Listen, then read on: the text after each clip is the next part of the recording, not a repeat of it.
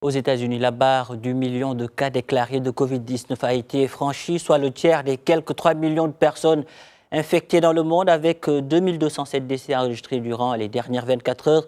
Le pays compte désormais plus de 58 300 morts dus au Covid-19. Plus de 140 000 cas de guérison ont été recensés au Bazir. Plus d'1 million de cas diagnostiqués de nouveaux coronavirus se trouvent aux États-Unis. Avec plus de 57 000 victimes, le pays est aujourd'hui celui qui a enregistré le plus grand nombre de décès des suites du Covid-19. Washington justifie leur grand nombre de contaminations détectées par une politique de dépistage largement montée en puissance, avec plus de 5,6 millions de tests réalisés.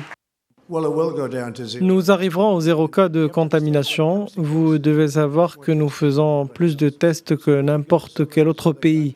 Si vous demandez à un pays tel que la Chine, par exemple, de faire plus de tests, plus de cas de contamination apparaîtront. Si les États-Unis sont effectivement le pays ayant réalisé le plus de tests en valeur absolue, proportionnellement à leur population, plus d'une quinzaine de pays font mieux en matière de dépistage.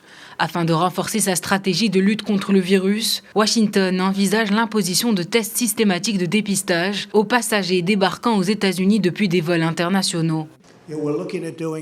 Nous pensons à imposer des tests pour les vols provenant du Brésil où l'épidémie est assez virulente. Le Brésil va s'en sortir. J'espère que tout va aller au mieux pour ce pays.